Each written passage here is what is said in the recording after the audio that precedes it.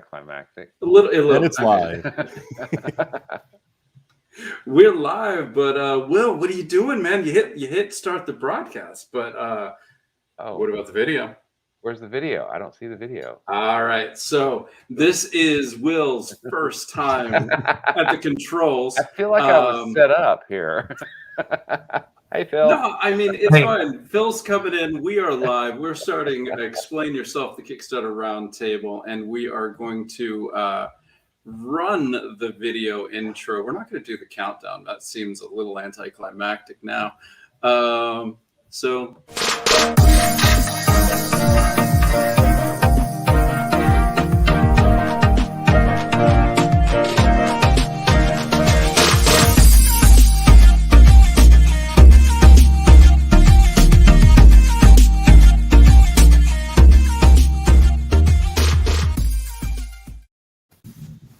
So that's not fair. I pulled a real Johnny Lawrence. Give a brother a warning next time. Yeah. I came in hot. Can anyone fly this plane? No. Good. It's your turn. It's your turn. So welcome to the Kickstarter Roundtable. I'm Kevin Joseph. Hey, I'm Will Allred. Hey, everyone. We have with us so far John Westhoff, Phil Falco, and Jason Ford. Kat Calamia is going to join us soon, I think. She'll be here. Yeah, she'll get here and she'll bring it in. But normally we do start off with a 30-second elevator pitch of every project. But this week we're going to do it a little differently. In honor of Jason Ford and is it Live for Life? Kickstarter. Life Kickstarter. I'm an artist. I can choose how it's pronounced. We're going to pour a drink. Oh, look at that. And that's a nice glass, man. I'm going to have to get one of those. For you, if I could afford to ship it to you, I would. But this was a little pricey. This is a terrible marketing idea because if you can't hand it to someone, you can't sell it to them. Cheers. This is the first time we've had a campaign on that's officially closed, but to life, funded. Jason, congratulations. How does it feel? Awesome, man. Cheers. Appreciate it. Appreciate coming on, man. We talked before, and I thought we had plenty of time for me to come on. But hey, it's funded. We're all good. Yeah, but you had a really, really good reason not to, because Will and I start this so damn late. You're my God. Dude, I work in the morning. So I was like, all right, I got to get up at 4. Yeah, Will and I sometimes sit up and talk till about 3. So no, definitely not. Brutal. Kat, how are you tonight? I'm doing well, thank you. Glad to be here. All right, so we have celebrated the Life Kickstarter's funded, and we are going to talk about it a little more. Do you guys want to give the 30-second elevator pitch of Slice of Life? Sure, life is. Kat, take it away. I love it. I wanted to see where you're gonna go with that. I'm like, I'm excited. This would have been another example of Will and I looking smart when we had no idea, having Life and Slice of Life on the same exact Kickstarter, and I didn't know that it was pronounced Life. So no. Once again, Will and I just lucked into looking smarter than we are. All right. Podcast about I hope life. There's a theme, right? Like I hope we could just talk about life. I would love that. But Phil, why don't you take our premise here?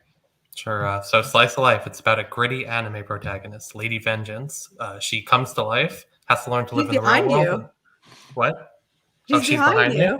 Yeah, she is behind me. I'll go get her in a second. She comes to life, has to learn to live in the real world, and then falls in love with a cheerleader. So it's really about, experiencing life, experiencing everyday moments of life through the perspective of a fictional character who never really got to experience those little moments before.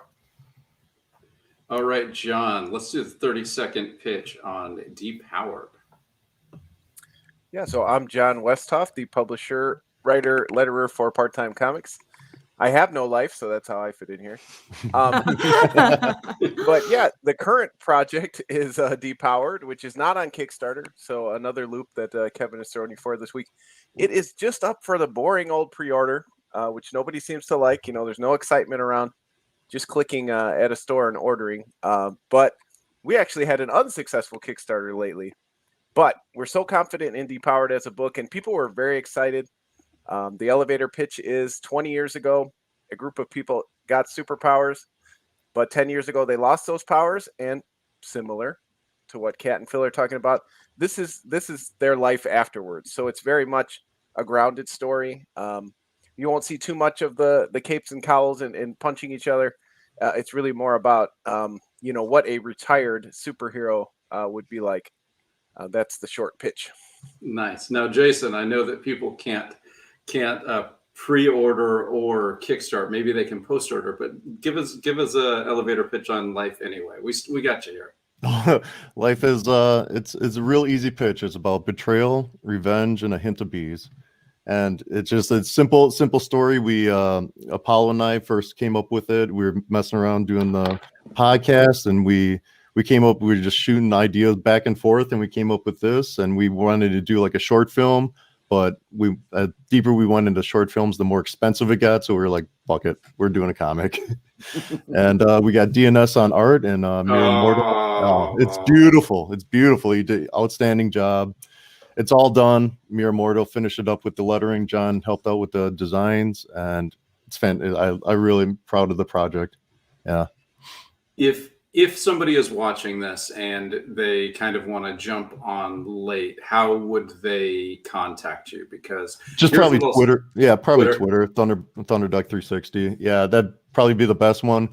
Right now, it's going to go to print as soon as I get the Kickstarter money. I mean, I don't know how long that takes now. It was like 3-4 weeks or whatever. So 2 weeks, a little later than 2 weeks. Yeah. So as soon as I get that, it's going to go right to print. Get it back. Send it out. Make a nice little short run. Well, I could have written this. Facebook user, we all love Jason Ford so much. The great thing about this is we don't even know who put that in. So it could be it's all of us. It's the every man and every woman loves Jason Ford. I will say this: I have not read Life, but I've read all the books that you've kickstarted, all the books. You put fun in comics in a way that almost nobody else does. You know what? You're going to take an adventure with a Jason Ford comic, and you're going to have a blast. And so I was going to say, you guys have to back this book. I can't say that. But you know what? Find it and find some of Jason's other stuff. So I appreciate that, Kevin. And being the number one backer. That's the did I win it on that? You got in there. I take that way too seriously, and I don't mean to spoil the moment, but this one is not as fun as his previous book. So yeah, John knows, but I got to read it. So this is a little bit of a curveball from Jason Ford, but that's good. It's kind of like the bees, like at the end of the Macaulay Culkin movie, like not as much fun sometimes with bees. So, John, let's get into Depowered. You're doing this differently. I think, though, I have seen people doing the pre-order stuff like you doing, but you and Frankie White have run your pre-order like a Kickstarter campaign. I feel like on the outside, there is excitement to it. So am I right? Am I just an idiot? Which is don't say that too quickly. Think about it before you say yes. But how are you creating that energy outside of the Kickstarter platform? Well, it does take a lot of energy to run a Kickstarter. Kat and Phil will tell you they're everywhere on the internet. So much, including here multiple times. Jason just ran one. You've ran several. So a lot of people were like, "Hey, just relaunch it with a lower goal." There's a lot that goes into that. So in this case, I was kind of thinking, you know what? We don't get a ton of traffic at the store. Let's just get some hype. Maybe some people follow the store envy. They're there for future launches. Maybe I got a little overzealous with 2 very successful Kickstarters earlier this year. And maybe I need to diversify a little bit, get some traffic to the site. So I am kind of running it, just like a Kickstarter. We have some tiers on there. You can still get the drawn in tier, which we had 2 awesome backers back, but of course weren't able to because it didn't fund. Mhm. We've got bundle tiers. We've got the digital book. So we are setting it up somewhat like that. So I hope that people will go and check out some of the different items that we have. And you need 100 people. Is that the magic number to get this to print?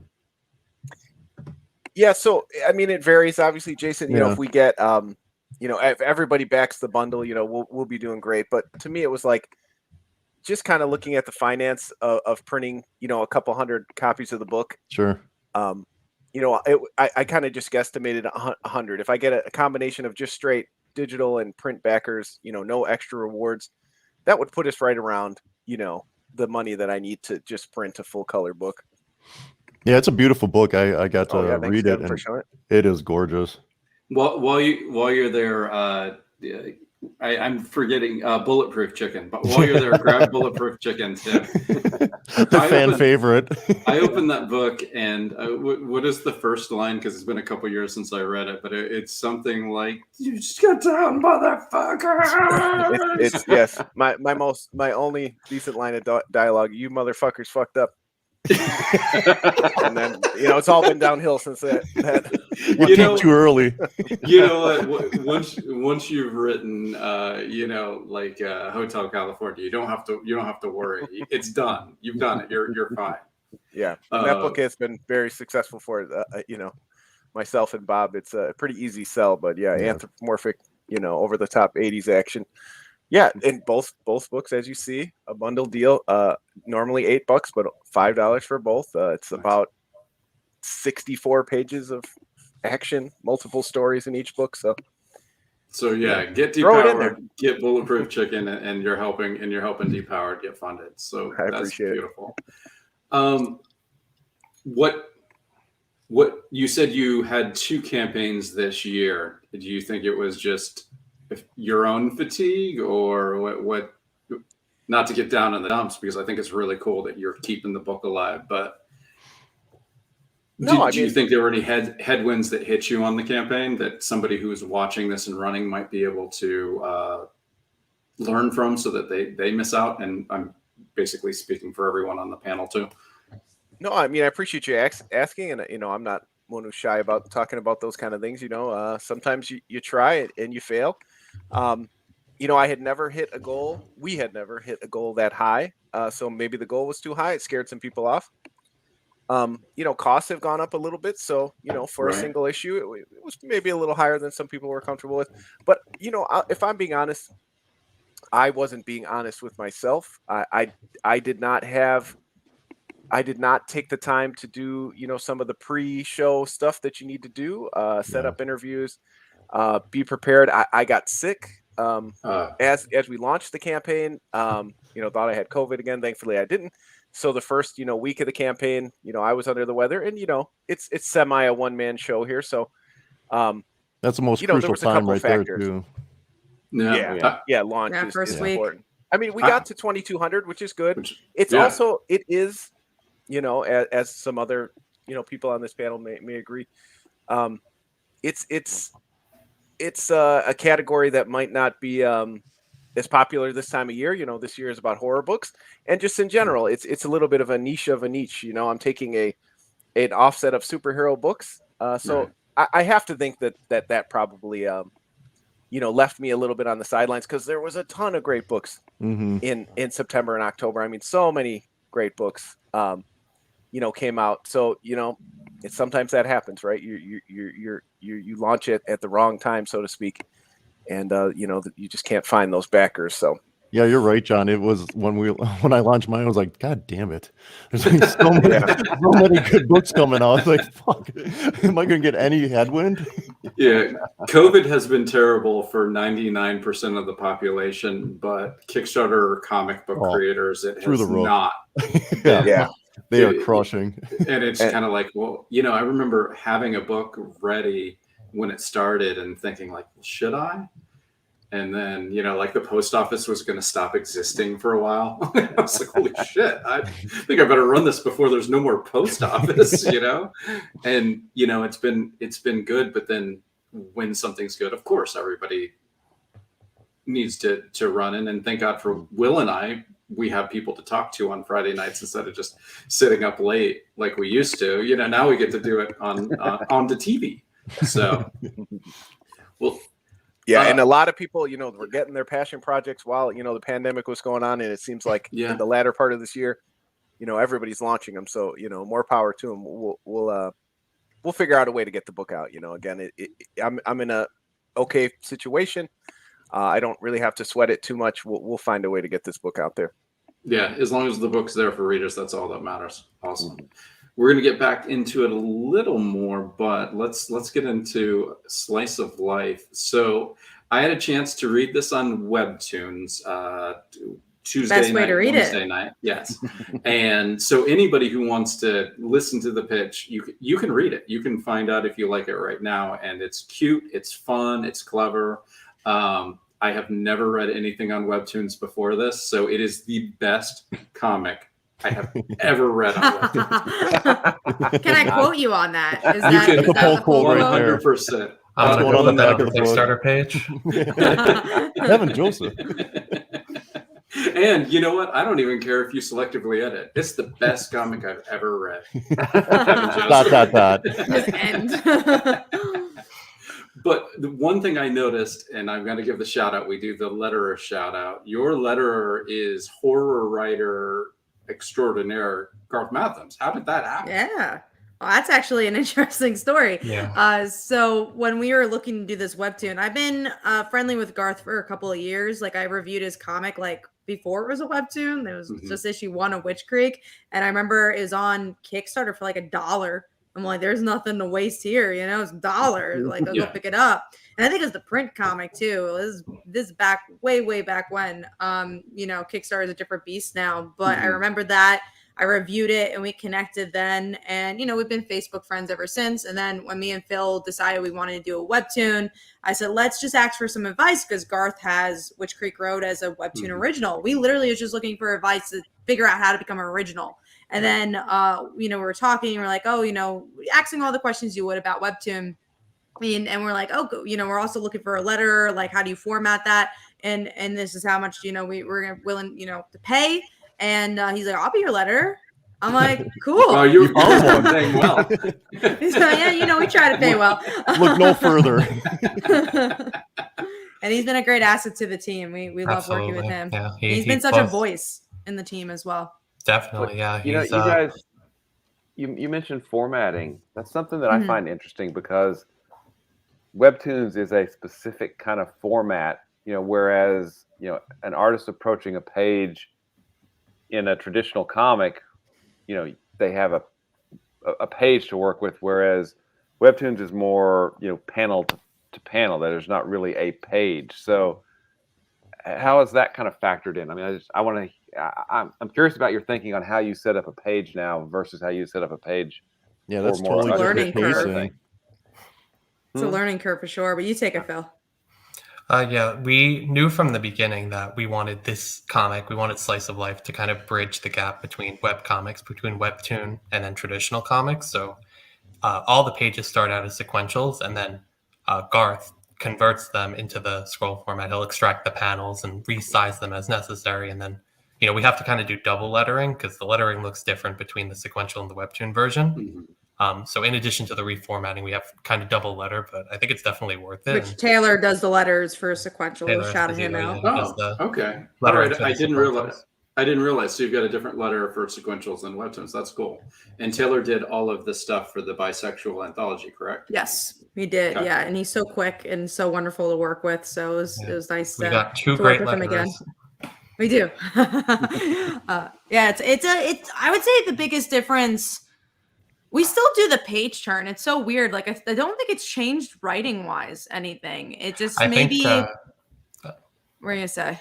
Sorry to interrupt you. I think if anything, it's made each panel needs to be a cliffhanger, which maybe that's should be a rule in comics as well. But we're so focused on the page turn whenever we're writing a traditional comic script. But now with Webtoon, we have the benefit of everyone's looking at one panel at a time, so you could really have a twist every single new panel that comes up. So Yeah, it's definitely a different perspective going in. Something that we I think we get a little better at every single chapter. And I think we've gotten pretty good at it at this point. We're 5 chapters in on Webtoon, and we've written so many more at this point. We've written so many. It's hard to keep up. How many of these chapters comprise the book that you're kickstarting? 4. So we ended up doing the intro of just her coming to life. So that was a big part, the reaction to that. Then we get some fun antics between the characters to kind of like get their friendship, honestly. And then the 4th one's a big coming out story. So we ended on a little bit of a sadder note, but we want to really showcase that slice of life is not just funny. It's not just heartwarming. It's not just a romance. It's all of this, all these things. Because what is life? It's everything put together. What is life? I mean, that's the theme of this podcast. So we have to ask that question. The life depowered. Life depowered.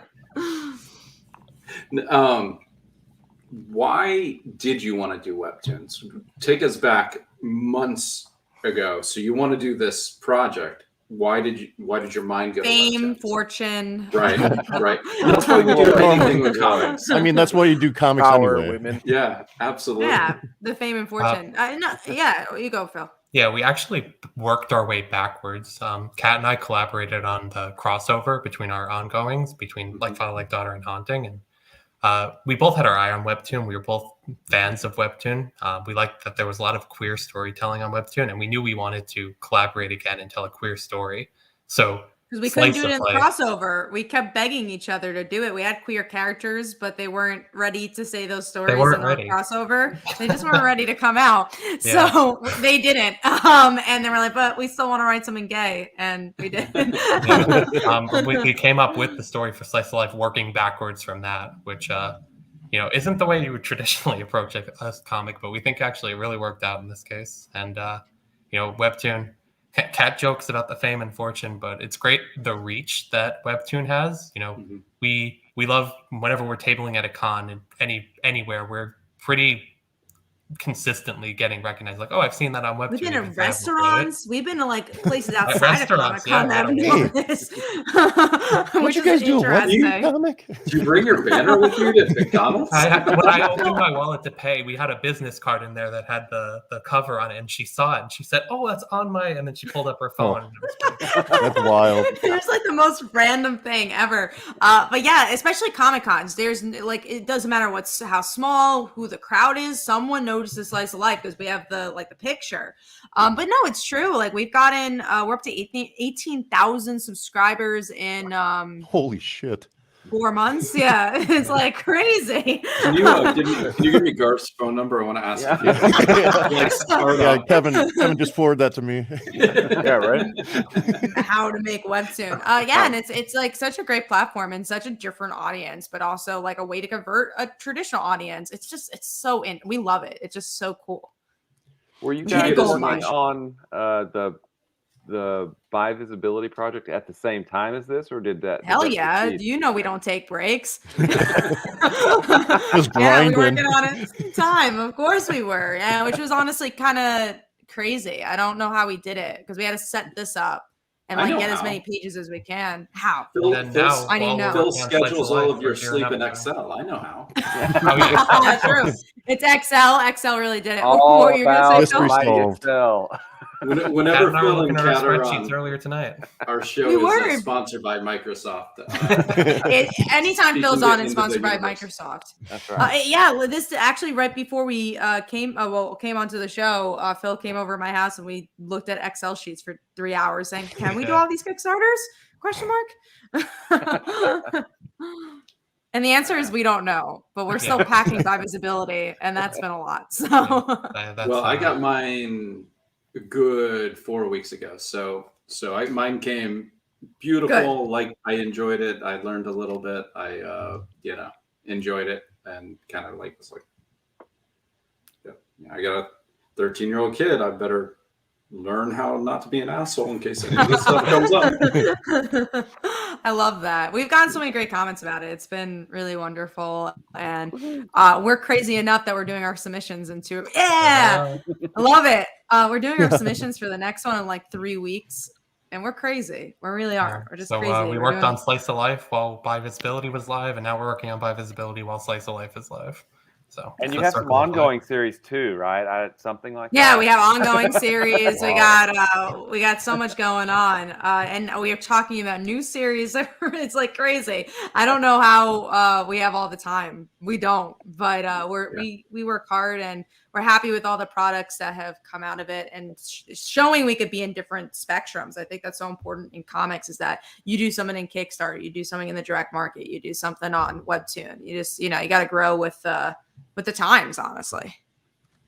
No, it's great to throw things out there and literally you're going to be bringing some Webtoons people to Kickstarter who've never been there. Mm-hmm. And you're going to be teaching some Kickstarter people, like I said, this is the first Webtoons thing I've ever read. I've known of Webtoons. I know it exists. It's an entity that does exist, but it's kind of like, I don't know. Dubstep. I mean, I've heard the word. What does it look like? Yeah. What is this dubstep? Teach me, Kevin. Kevin's giving me all these sound bites today. I can't. After the page. Webtoon. Yeah. It's kind of like dubstep. Master of the pole. Hey, well, we have Charlie Stickney is making an appearance. Hey, Charlie. Hey, Charlie, what's up? I love this question. I don't even know if he knows this, but I talk about food a lot, actually. Like, that's my second favorite hobby, is to talk about food, and Phil gets really upset with me. Genuinely upset, because it's most common at a convention. We'll get there at like 10 a.m. We'll sit there, and just when we set up, she'll lean over really slowly, and she'll be like, "What are we eating for dinner?" And then I'll say, it's 10 o'clock. It's like, I gotta get excited. Dinner, she says, "What are we eating tomorrow?" See, it's important to me. So yes, the fruit truck's next. I usually table with Chris, who draws Underwars and writes it with me. And as long as he knows where his tequila is, we have no problems. Like we say, when you're old, like Jason and I, you'll lean over and say, "What are we drinking?" That's it. I don't think I can get up the next morning if I'm gonna get drunk on that Friday of the Comic-Con. You know what? You just most of the time, Jason doesn't. Yeah. Show up on Saturday. I'm more of a noon guy. We did a show in Pennsylvania. Stan Konopka got me to come up to the Greater Philadelphia Comic-Con. And what we didn't know when we came up is it's not a dry county, but it's like dry-ish. You go into the Wawa up there, and there's no beer, wine. Wow. Like, we went in to get the 12-pack, and we could get Pepsi if we wanted it. And you had to like really go out of your way to find any liquor, but there were bars. So like, we went and we had a beer, and I went back to the hotel and I went to sleep, and Chris had his fun. And the next day he's like, I'll meet you at this show. And actually the next day we didn't have anything, and it was a tough Friday. And Saturday he's like, I'll meet you at the show. And he showed up with a handle of Cuervo. So yeah, my thing is, I'm hungover on the day after a show, whether I drink or not. So if I'm going to be punished, I'm going to drink. My man. Like the air, it sucks it out of you. I'm dehydrated. I feel like shit. Oh yeah. And you're hungry and you want to talk about food. Yeah, right. You ate convention food all weekend and you're miserable. Oh. We don't even eat during convention. Cat won't eat convention food. She'll just sit there and dream about her dinner. Gotta eat something.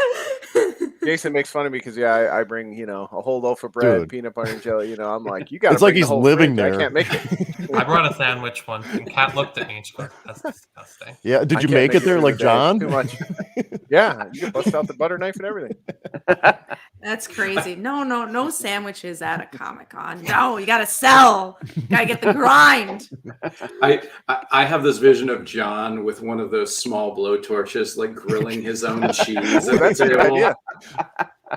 We're gonna hook that up next time. All right. That's not disgusting. That's good. That's good food. That's almost dinner. We can even do a creme brulee if you want Yeah. to. John. We're Get gonna it be making fancy. paninis, everything. Yeah. Paninis. And a George. I mean, I don't sell my books, so I might as well try something.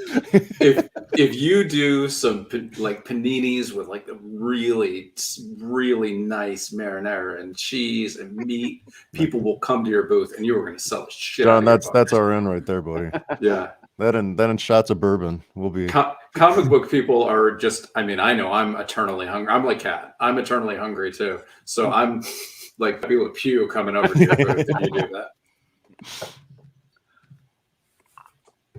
Try it. All right, so I forgot to put up the URL for Part-Time Comics. Let me put that up one more time. Make sure that it's up for people to see. And I have to find it. So I should have made Will do this. Yeah. There we go. So yeah, if you want to pre-order Depowered Part-Time Comics with an x.storenv.com. I'm having a lot of fun, but like, okay, so we got into conventions. What's a crazy convention story that came out of the blue for anybody? There's always so many crazy convention stories. Yeah, we always, what would you like to reveal, Phil? We always say after every convention, we got to write these down. We have a really good question first about conventions. This is absolutely that's a not. good one. No, Well, thank you. There was a time I probably would have, but those times have gone by. You know, it's so funny about that. I have question. accepted coffee. Coffee, maybe. A funny one of that one, I was having chips and I was really hungry because like that's the only thing I would eat because I need to have my dinner. And I had someone steal my chips and put their hands in it. He just walked up to the table and he like stuck his hand in it. And then he was like, "You don't mind, right?" And she was like, "I guess not." Kind of. And like we're also in a pandemic, so Yeah. I mind a little, and that was my food. Then I see you just going over the garbage can, staring at him, and dropping it all in there. Do you translate? You don't mind, like, what the fuck you gonna do? There's nothing. Like, yeah, I guess you're gonna just have that chip then, man. Exactly, and I wanted him to have the bag. You only had the one chip. It was a waste of food. Dude. Oh, You should have had the who whole does thing. that? What a savage. I'm probably the most likely to accept food at my booth because if you're gonna bring food to me, you're probably on the up and up. They're gonna poison you. Poison me. I mean, I'm doing it to myself already. As you pour the drink. As He's another dying beer like goes he lives down. behind his convention table. It's fine. I'd still rather have somebody put their hands in my chip than come pitch me their Batgirl pitch or something. Come tell me about their story. Dude, that's the worst at a con. You're there trying to sell your stuff, and a guy comes up and's like, "Hey, I got an idea." Oh yeah, I got an idea for you. Why don't you go get a fucking booth and pitch your book? Right. Honestly, it's so true though. It's just like, especially like they'll never buy anything either. No, They'll they'll be just like, sit there for a half hour and just look awkward. 100%. 100%. They're second only to the people who come and read your entire book in front of you. No. And you're like, oh, and it's only $5 to buy it, and they're like, tell the time. What did they say after they read it? They sat there, they read the entirety of Kat's book, The Dancer, and the whole time we were just like, "Yep, it's only $5 if you want it. We got 2 issues." And he's just like, And then he gets to the end, he goes, "Wonder how she's gonna get out of that one." And then he puts it down. Wow. And then he leaves. He leaves for an hour, comes back, only buys issue 2. He did actually Doesn't buy buy it. issue 1 because he already read it, but he needed Like, to come know. on. Come on. That's That's a relief. awesome. I love that. They flipped through my books. They We throw have them great down in stories. disgust. It's always harder to sell issue 2. Like it's always harder to sell issue 2. So like number 1 is a loss leader. You've got it down pat. And John, you are too tough. Your comics are fucking fun, man. That's his gig, Kevin. Yeah. keep those expectations low, so everybody's shitting like, on himself for life. This is the most amazing book I've ever read. I thought, It's from this guy? It's crap. This is amazing. We tried an inverted booth one time. We wanted to create the atmosphere that people came in. Wow. Yeah. How'd that work out, huh? It was not a good choice. And let's put it this way. On Sunday, I came in and in 30 minutes changed everything back, and we made table on Sunday, and we'd made like nothing. Oh, but before we'd given up on my great idea to invite people in, this will be fun. So we had that little have a nice sit down.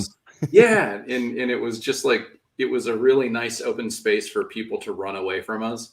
And I mean, they were so afraid of us. It was crazy. But I went to get coffee, and I came back, and Chris was sitting down, and I walked up to the booth, and he's talking to this guy, and Chris looks at me and goes, "He's yours." Whoa. And he walked away. And I was like, he tagged you in. Yeah, he tagged me in like big time. And like WrestleMania, like he'd been beaten to shit, tagged me in. He's rolling out. So I sit down, and I'm like, yeah, all right. So what are you, what are you into? And, he's like, oh, I wanted to ask about this comic. I'm like, well, I'm here. Ask about it. Well, what is it? And, he was talking about Ludo's Hell Strawberry. And so I gave him the pitch, and yeah, all right. So he goes, oh, it's a good idea. I might be back, which means I'm never coming back. Yeah. He puts it down, and he leaves, and I get a text on my phone, and Chris is like, is that fucker gone? Wow. And I was like, yes, but I gave him your number so he can find you later. So he comes back, and I guess like Chris tried to be real nice to the guy, and the guy's like, sell me on this book. And Chris goes, well, it's, kind of like Tank Girl, Buffy the Vampire Slayer. It's like, no. Sell me on this book. What? Was he Wolf of Wall Street? No. And so Chris, I guess, fought with him like that. It was like that for like 5 minutes until I came back, and then he just ran away. Yeah. So yeah, I mean, people eject. Definitely prank your comic creators at their booths, because it's great. We love it. There's nothing better than having no voice and talking to someone for 30 minutes and them walking away. So well, that's the thing. Yeah, they don't even understand. Like, it's just like, at least I don't mind talking if you like bought a book, right? Because it's like, oh, we took the time, you're supporting us. It's so funny. Buy a sticker. I don't even care. Buy anything. Right, something. Just something. If you're gonna spend so much time talking about how to get into comics and oh, how do I do this? It's impossible. It's like, well, you support other people. That's A. You like understand that that's part of it. It's so funny. Me and Phil have come up with a way if like someone's talking for a while, where like we'll tap each other on the shoulder, be like, Phil, I need like help back here. I need to like get something. Can you help me? Like find this marker. Like we have none left, and that's like how we've gotten out of so many conversations now. I just shoved Chris at the person. Man. And give him and then see what happens to Chris number. though. That's not good. Yeah.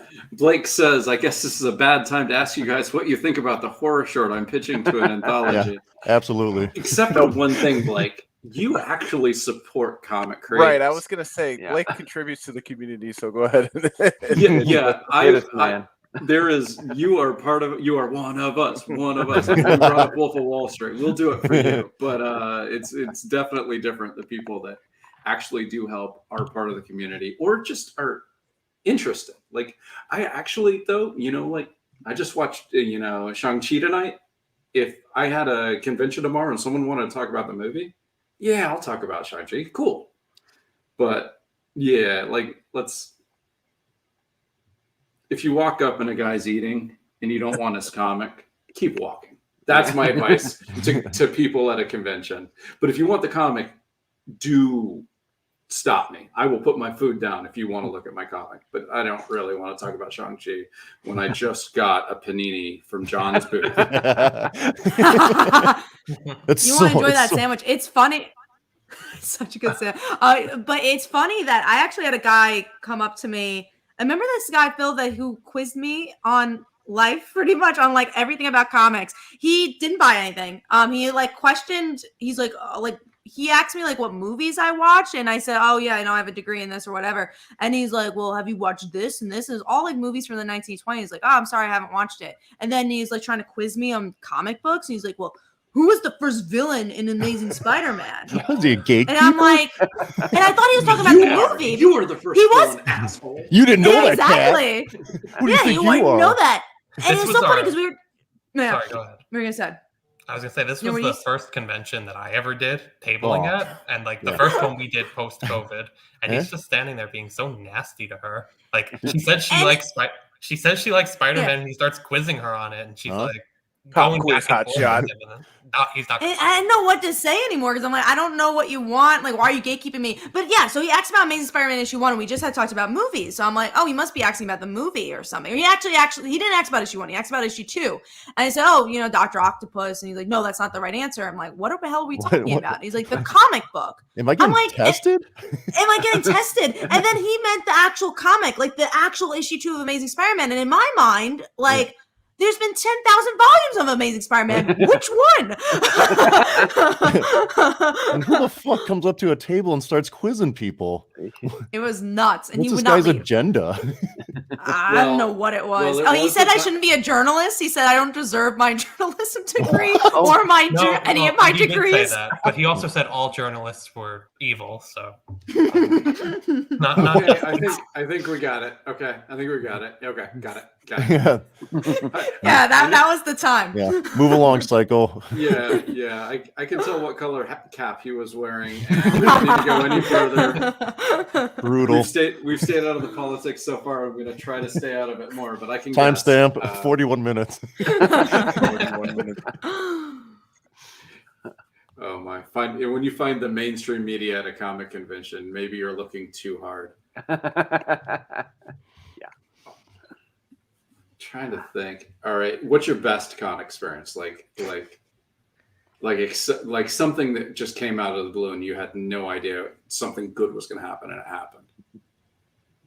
For mine, I came back to my booth and this guy had really pissed off Chris. All your stories. Wasn't me, start so it was that way. great. It's the same story. Like I said earlier, it's always great when people recognize the webtoon. It's always great when people come having already heard of the property. Probably one of the best. Well, Kat was like begging to leave this convention early. That was the same story I was gonna say too. I yeah. figured you were. To get to dinner. It's great for her. Yes. There was a food truck It was. outside. So she was begging for like 2 hours. So she's like, come on, we haven't made a sale. It's like really dying. This is the Sunday. Let's just leave. And I was like, no, you got to stay. Some people wait until the very end to come. And she's groaning and grunting and just saying, when are we going to eat dinner? What are we going to eat for dinner? And then literally the last second before the con ends, 2 people come up to the table. They had met Kat at a convention like years prior. And then they bought everything on the table, like over Take my money. $100 in sales. And then they left. And I got to say, I told you so. And she got big sales. So everybody Nice. won. Yeah, I didn't mind. I told you. Those so people because of actually that. came back. Yeah. those, They those did, are, and they unicorn. came back years later. Amazing. those are the best. Which it gives me hope for that guy. Yeah. I mean, he might come back. You sold Any him. year now. Any year He'll now. come Oh back. man, I got like Sorry, 10,000 of Corey's those the villain dudes. of Amazing Spider-Man 2 every volume. Yeah. when Next con, I'm gonna sell out. You stay to the end and you get those last minute sales. Those always feel good. We always do the best at small shows. Mhm. Like there was one in Fort Wayne. It was Summit City, and then it was Appleseed Con. We always did well there. Yeah. But yeah, you would always, it's getting slow and leave. I You know remember what- one small one in Chicago, and we got like, the $50 at the end. But that also tricks you, right? Then the other 10 conventions you do, you stay to the bitter end, and it doesn't work out. So It means so absolutely not nothing. to say I told you so to Phil, Oh. but that day will come too, where she'll be right. But Oh, I no, mean, Bill- that day Bill- has come. Yeah, Bill at the same that I don't know if it was the same convention, but it was like maybe the next convention we after did that. Bill wanted to leave it. The convention ended at like 6, and we left at like 1. It was, we were having a Wrap it bad up. time. We were burned Yeah, out. it was really bad. I will say you never know what. I'm glad you mentioned about small conventions though, because we did like. I don't know. We did a lot of big conventions. We spent money on those big conventions. We did well there. We did well on all the big conventions. But I went to a small convention by my brother just because I wanted to visit my brother. And I was like, oh, there's a convention going on too. So I could like make that the excuse. It was my biggest convention to date. I do these mystery buy boxes for buy visibility, and like this is my baby. Sweet. I'm like, That's clever. I just like it's cool, right? And I'm like, oh, you know, gets people the eye to the table, but also I'm like, man, I want to sell this because like it's a good sale because it's like $60. Like, oh, you make some. Is good it a money box for with a that. question mark on it? It's like, are you buying? Yeah, I know you guys. I wish I was that clever. I'm finally gonna know. I'm finally gonna know my sexuality. That's actually what the box is. There's there. nothing in it. It's just you figuring out your sexuality. Just a rainbow pops out. No, you sell the question mark box with one single chip in it. Yes. I love this box. I love this box, man, because it's like, so it's $60. There's nothing in it. No, but yeah, there's one. We did Baltimore Comic Con, and we sold me 2 of them. And then I was like, I'll bring like a couple to this small con. Sold down like the first day. The first day. Nice. That's a good feeling. Yeah. Yeah, I love the small cons. I think John and I met and we did the Dan Con, and he had a table and I had a table, and it was fantastic. It was one of the best cons we ever did. Where's that? Where was that, John? Outside of Chicago? Orland, Illinois, just like 20 minutes outside of Chicago. Very small, but yeah, it was packed though. Man, did he put the people in that building? Yeah. I mean, that's what it's about, right? You just got to get the traffic through, whether it's a huge convention or not. You just want people walking past your table so you can. And the thing about that, it was a majority of like indie creators there too. It was a really nice con. I love that con. Yeah, I've tried to push just comic conventions over pop conventions For sure. Because those guys just pop conventions. They just buy all the tchotchkes and the knickknacks, and they don't have any money left for anything. Mm-hmm. And they say that too. Like, I just bought this big pillow. And yeah. Like, did you really need that? Snorlax pillow. They didn't. I remember somebody passed. I don't remember which convention it was, and they're like, "Oh, I'm so sorry. I bought this pillow. I probably shouldn't have." Yeah, $50. I could have got that sweet box with the question mark on it. Exactly. You could have figured out your sexuality. Wouldn't that have been? That's worth $60, sir. Right. When Jason and I used to work together for a previous company, Kingbone Press, we would have $1 books, free books. Yeah. And they come up with like 8 posters, and you're like, just take the free stuff. Dude. Yeah.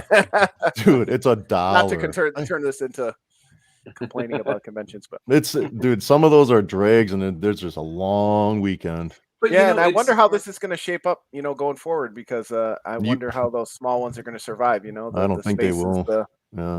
We need those. Yeah, it's important though, because some people who are watching this, some people haven't done a Kickstarter yet, haven't done a convention yet. You kind of, I want people to know that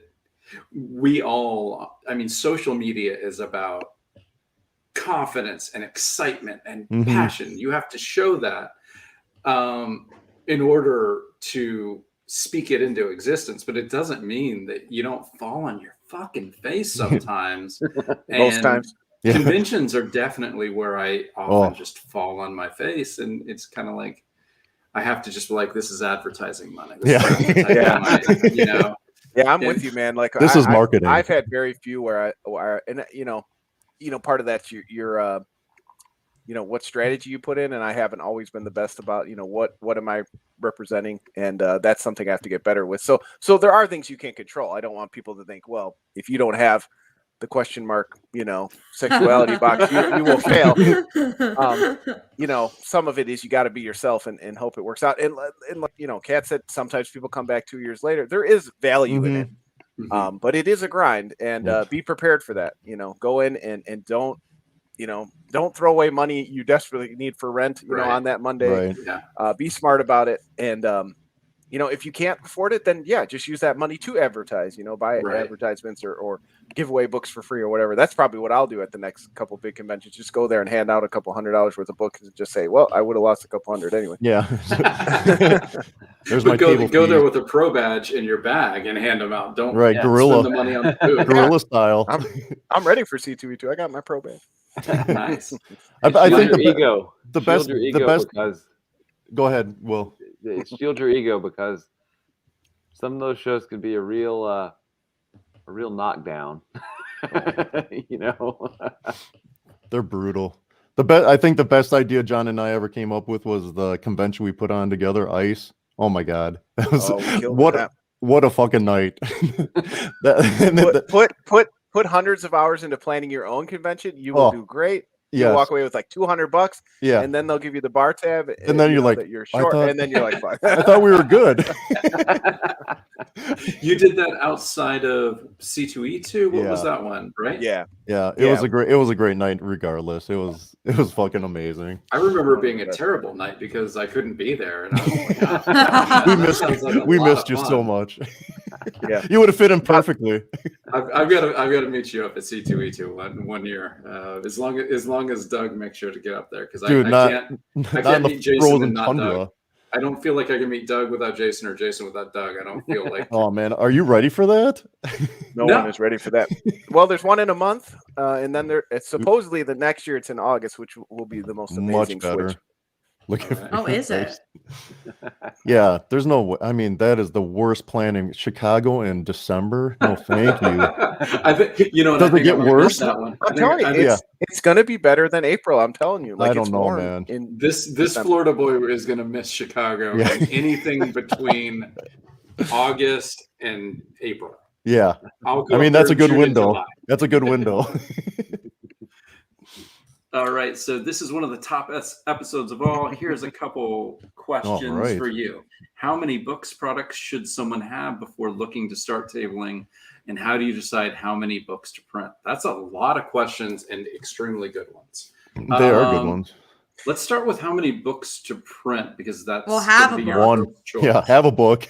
I feel like I've seen some people table and just have like flyers of a book they're going to make. Why? And I'm like, wow. Well, nobody's going to remember this. Yeah. No, that's a waste of money. But I mean, even if you have one book, I think you could table. I remember when I did Life by Daughter, I did the special edition New York Comic Con and somehow sold $1,000 worth. Holy shit. And I don't know how I did it. I really don't. To this day, you I'm didn't like, even how know did I who do the that? villain was in Spider-Man 93. No, I didn't even know the villain. So you shouldn't even trust me. I mean, what a loser, right, guys? Well, I think. Come on, why would you buy something from me? It depends on what your goal is in the convention, right? And the cost of the table. So if you're doing C2E2, it's going to be $425 a table. Ouch. If you're going with your one single issue, that's $4. Even if you're an amazing salesman, you have the best product, you have these awesome ads. You know, you made a banner, you paid $200 for that. Even if you sell 200, which is an amazing weekend, you're probably not breaking even with everything. So you probably want to have a little more product than that, unless you're okay with doing that. commissions. But if you're an artist, you can do commissions, have something else. Yeah. If there's a tiny thing at a small hotel, a 10-minute drive from you, and it's $20 for the table, one book is fine. Yeah. You sell 5 of those, you've made your table fee. Yeah. And you get the experience. It depends on the con. It depends on what you have to outlay. I think that having one book is enough. Don't kill yourself to have 4 books if you can only get one done, because one book is a book. And most people are just going to read issue 1 at a con anyway. I go to a con, I have 14 issues of Tart when this next Kickstarter comes. Wow. I'm still going to sell. That's so fucking impressive. I mean, it's something. I don't know. I'm very happy and excited that Ludo will still talk to me and draw this book, and all success goes to Ludo for doing it. But there's still the first issue or the first trade paperback is always going to outsell everything after that. So get issue 1 done and then start small. But how many books to print really has to do with how much money you have to print.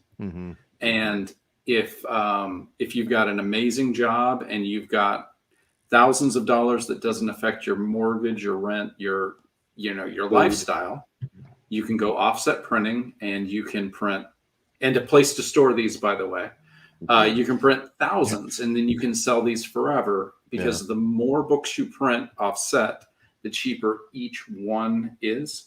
So if you print 200 books, it might cost you $2 a book. But if you print 3,000 books, it might cost you 30 cents a book. And you're going to sell. Good. How many are you printing for 14 now at this point? I've gone down now. Okay. So when we started, we went offset for all of our books, and we did about 2,000 copies of each Kickstarter, because it wasn't my money. We got the Kickstarter money. It's host and we money could there. afford it. Right. Now that Tart is both Kickstarted and with Scout Comics, my theory is there's always going to be the Scout comic to come to. So instead of printing 2,000 books that I have to store, I'm going to print a small, rare, really nice product for my couple hundred Kickstarter backers. And then somebody else can buy it from Scout later. Then I don't have to pay for storage or trip over it. You know, so it's all about how you're paying for it, how much you have to spend in it. If it's your first ever comic, I say go to Comics Wellspring or Kablam and print 25 of it and see how it goes. Start small. Or, you know, run a Kickstarter. Because definitely run a Kickstarter, try to make that money back. It's so interesting. When we did Buy Visibility, I printed, how much did we print, Phil? Like 700 regular A? Wasn't enough for the Kickstarter itself. And then I put in the print order before the Kickstarter she wanted to fulfill quickly. You guys, that's a rookie move. Come on. I know. Who knew, right? We realized we need a lot more. Yeah. Wow. Yeah, we needed more books. Second printing. Yeah, we already have a second printing, and guess what? We got, I think, another 1,000, and we're almost out. I'm like, what? We are lowballing ourselves. It's just like kind of crazy. I feel so you never know. Fucking bad for you guys. Yeah. Not to harp on my shtick here of being the sad sack, but don't listen to Kevin, Mr. Publish. Don't listen to them down there with the successful. I sell out of every book. Print as many. I have a question mark box. Print as many as you're comfortable looking at for the next few years. Oh my print God. as many as your spouse will not curse you out if you move to another location and have to move them. I printed I got very excited. We had a successful Kickstarter for Bulletproof Chicken. And I printed 1,000 books, and I swear to God, I'm going to be buried with them. So, I still have about 500, and they just, but again, it sells over time. So it's fine as long as it's paid for. But yeah, print as much as you can afford. Don't, kill yourself. But, a couple hundred books, for a couple $100 goes a long way. And again, you don't want to print 10 because, they'll cost you $10 each. So try and find that happy medium between 1,000 and 10 comics and print those and bring them to a bunch of shows. And if you can store them again, safely and not get divorced or kicked out of your place, then, do that. Cause at each show you want to at least have, you never know. It could be a great show for you. You sell 40, 50, 100. You want to be prepared for that. So if you're going to sell, bring enough. Yeah. In issue 1, you want to have a lot of, like, in issue 2, okay, if you print 1,000, cut maybe, that in half. Yeah, like cut it in half. Like maybe that won't sell as much. Same, like, issue. Isn't 3, that weird 4. that issue 2 is like that less though? If you're selling 1,000 of one, wouldn't it, like, okay, we got 1,000 people that are going to want 2. They're going to want that. People want the one, and that's just comics in general, right? Yeah. That's sales in shops everywhere. People want that number 1. They try it out. They always go to number 1 no matter what. Even if it's an anthology series like Banthology, they always want issue 1. It's like why? It's not. It doesn't matter. Series. It just has a number 2 on it. Yeah, because it was the second one. So basically, what we're hearing is number them all number 1. Yeah, just go the Hellboy model. Everything's number and that's 1. funny because that's what I'm doing with Child Possession Services. They're making them all one shots. And somebody's already said to us that it doesn't have the number on it. How do I know what issue it is? It's like, nope, start anywhere. Yep. We'll see how it works. But we've been collecting Tart with Scout as kind of like 2 issues at a time for comic shops. So they're putting them all out as one shots. And I noticed on the covers, they all say number 1. It's probably pretty smart. These guys know something. I don't know if I would have had the balls to do it myself, but I'm not going to tell them to stop. Just keep those checks coming in. So this one shot number 1, what's that? Oh, that's Tart 10. 10 and 11. Sorry. But I guess the other thing too is once you've got your first book, don't stop. Yeah. Keep making more.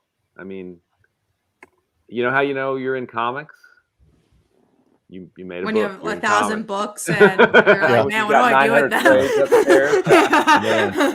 I was over at John's one time and I opened a closet door and I was buried by a bulletproof chicken. With the caveat of start small when you're starting. Mm-hmm. Do a one shot. Mm-hmm. I mean, we've said it before, but like a 12-issue series is better than an ongoing series. A 4-issue series is better than a 12. A one-shot is better than a 4-issue. And a 4-page story is better than a one-shot. When you're starting. Start small, finish, learn, and then go forward. But doing one issue is doable. Yeah, but like says Kevin, whose first series is on its 14th issue and its 8th year. Do the opposite of what he did. One of the exactly. Do the opposite of what my ignorant ass did, because I know I'm like 14 issues. I'm not saying anything. 14 issues is really impressive until you're like, we started working on this in 2013. So it's not that fucking impressive when you think about it. Oh, wow. That's funny. I just guessed it was 8 years. I knew it was a long time.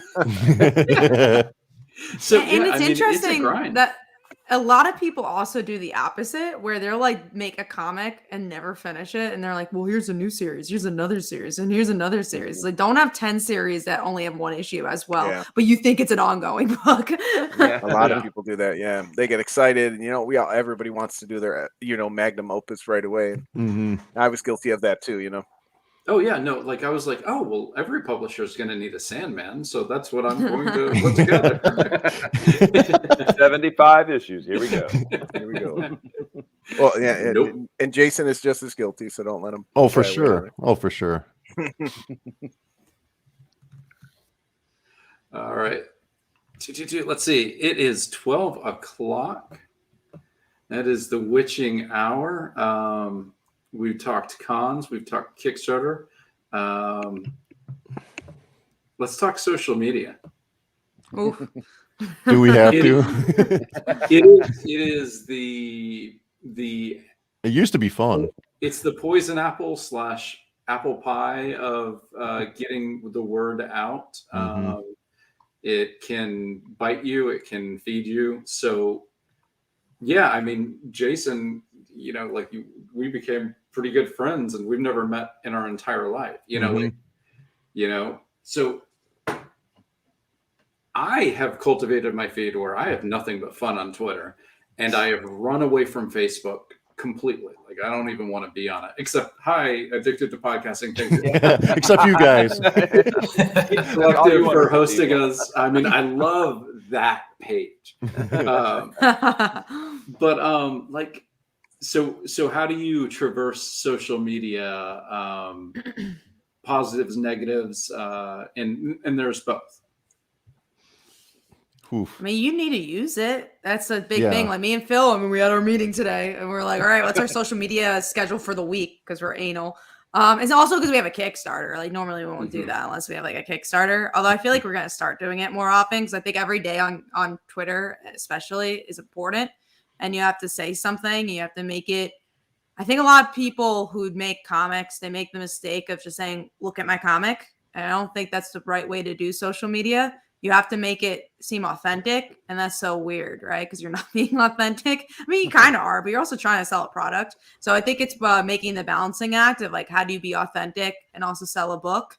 And that's something me and Phil especially have been trying to tackle in these last couple of months, and Slice of Life's promotion on Twitter, by visibility, we kind of did the same thing. And I think it helped us a lot. I mean, a lot of our backers for by visibility came from Twitter. Just people sharing it around. And I do think it's important. That's how I found you.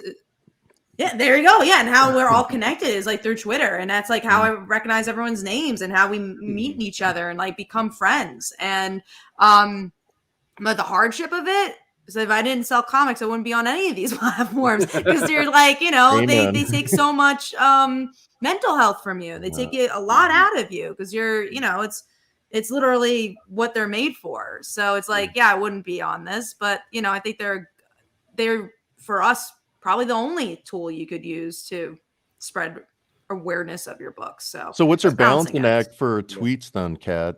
like what's a What does sweet your spot? Excel spreadsheet say? Yeah, What, I mean, let me tell you. I'm going to pass on. Screen share. I'm going to pass that to Phil. Why don't you take that one? So first of all, we get Excel sheet number 3. Hey, you think he's joking? He's not. Tell him L3 tells me who I need to talk to today. Exactly. I'd say that, it depends on the week. We tend to make a list of all the beats we want to hit in a given week. And, part of that is if we have a Kickstarter going on, like what haven't we really talked about or haven't we talked about in a while? How do we spin it? Sorry? How do you spin it as well? Like you can't just be like, there's a new chapter. You say, well, in this chapter, this is like slice of life. We'll talk about like something that's really exciting is that they fell in love or whatever. Yeah, like you don't just say, here's a new chapter. You say something about the chapter. Yeah. And then for the authenticity part of it, I hate us for this, but Kat and I sometimes we'll be having a conversation and then we'll be like, write that down. That's a good tweet. So like a great example. We were at Baltimore Comic Con. Man. And one thing that was great about this Comic-Con in particular is that there were a lot of very supportive parents of queer children where, the parent would see By Visibility or Slice of Life and they would call their kid over more so than we'd ever seen before. And, Kat said, like, I'm surprised by all the supportive parents, especially supportive dads. And I was like, that's a tweet.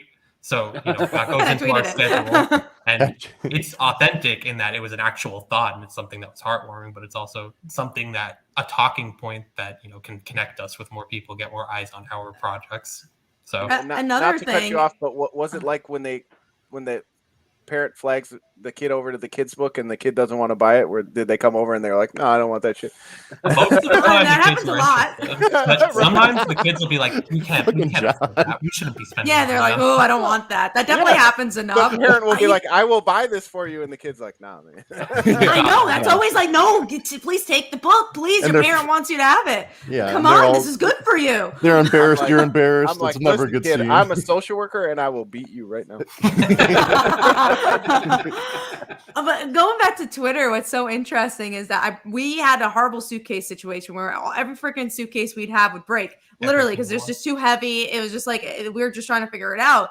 And just all the money from taking all the money, of course. It's all the sacks of money we're bringing home. It was so sad. We only take solid gold as payment. We only take the gold. Oh, man. So we have these heavy suitcases. We got to bring a lot of books to sell because they're going to all sell out. Yeah. So we bring them, and so we broke the suitcase, and I take a picture of it. I didn't post it for like 2 weeks after. So, my suitcase just broke, even though it broke 2 weeks ago. Yeah. But I'm like, I need to save the tweet. But I have other stuff I need to put. So let's pretend it happened now. Yeah. You gotta push that back in the queue. Yeah, it was in the queue. Exactly. It wasn't as important. So, literally, if you look at our notes, it's every day we have something new, and we try to say, okay, how do we make this authentic?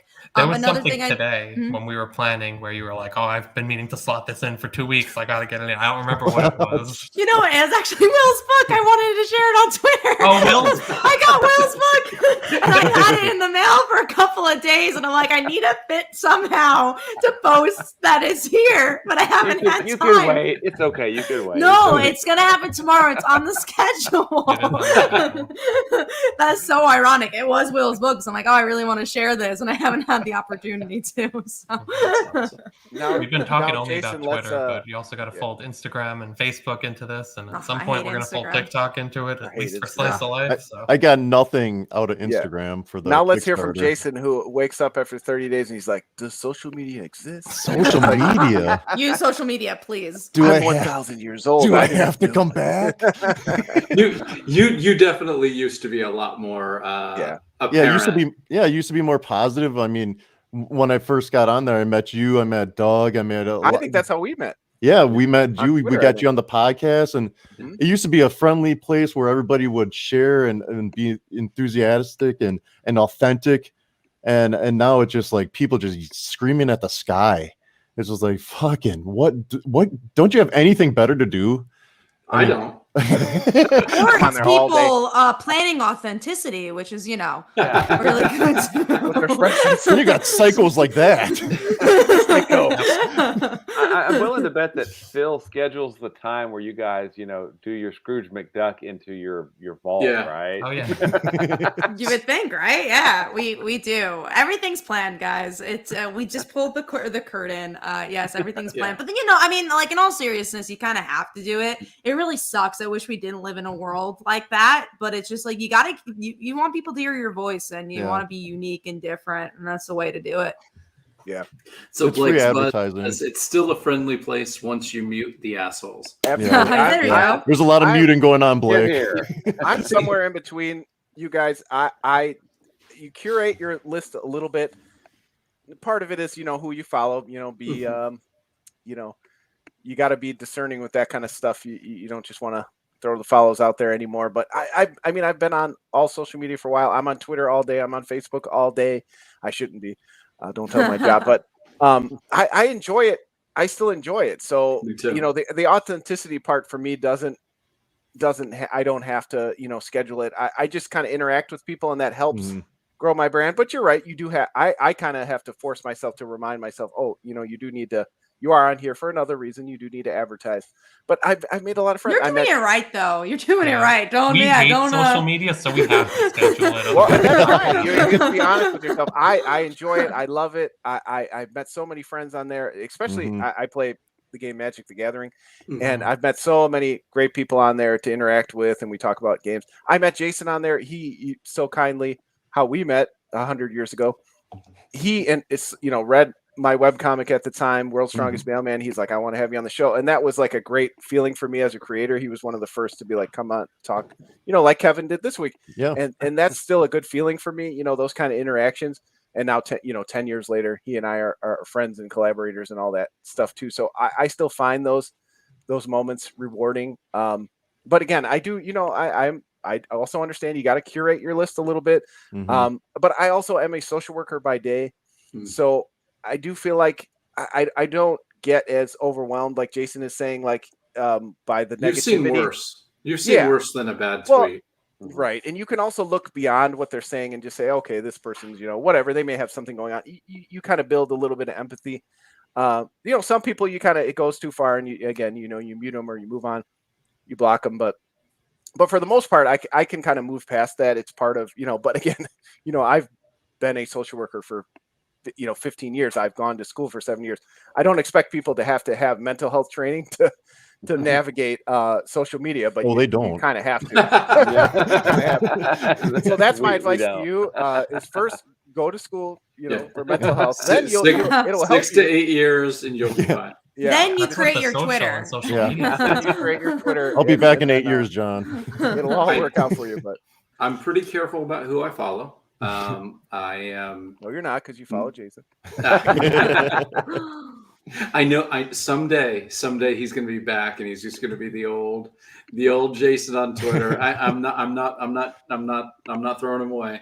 But I also feel like if it brings you discomfort, frustration, anger, get the fuck off. Yeah. Exactly. I don't think you should bring something that hurts you into your life, even if it is quote unquote good marketing, because it's marketing. I don't know. It's good, bad, indifferent. It's marketing. So yeah, get on there. If it brings you productivity, because I almost said happiness, but if you can feel like going on Twitter or Facebook or Instagram, whatever it is, bring something into your life that is positive, do it. And if it doesn't, try to work the algorithm to bring that positivity. And if not, get the fuck off and find something that does. Yeah. My wife is off Facebook. She's gone. She's never done Twitter. And she's so happy. She's on Instagram. She likes Instagram. Yeah. She likes to look at pretty pictures of dogs and her friends. And it's great. That's a good life. Yeah. Dogs and friends are awesome. As I have found the most fun with Twitter, because I get to choose who I interact with on Twitter, whereas Facebook, I went to school with people. And the worst. Yeah. And it's kind of like, oh, that happened to you? Oh, okay. Whereas it's some stranger, I'm like, no, that stranger is very interesting and funny, I want to interact with them. And, sometimes after 3 weeks, you're like, they're not interesting. I was drunk. Or you're like, man, I got to get to meet this person. But for me, I cultivate it. I follow good people. I am liberal with blocks and mutes, man. If you come at me with a goalpost pushing thing, and I'll scream in the void, Jason. I apologize if I bothered you. Sometimes when I'm angry, I've got to scream into the void. But if you come back in a way that's unfair, it's just like, have a nice life, block, fine. I'm good. I'm done. Go live your best life. Comic guy just this week came on with an anti-vax thing, and I was just like, have a nice life, block, unfriended, gone. I don't care. Right. I don't have time for somebody who's going to bring negativity specifically to me. And the algorithm for Twitter, I feel like, is not as bad as Facebook, because Facebook, they literally curate that way you get 100%. angry. Yeah. 100%. With Twitter, I don't see that as often, and that's why I definitely like Twitter. Like, if I really wasn't doing all the stuff I do think I still would have a Twitter, because I'm like, I like getting my news. I like, seeing people that I normally wouldn't be connected with, see what they're up to. It's also not, I feel like Twitter is not comparing lives either. I feel like Facebook is really like, here's this reflection.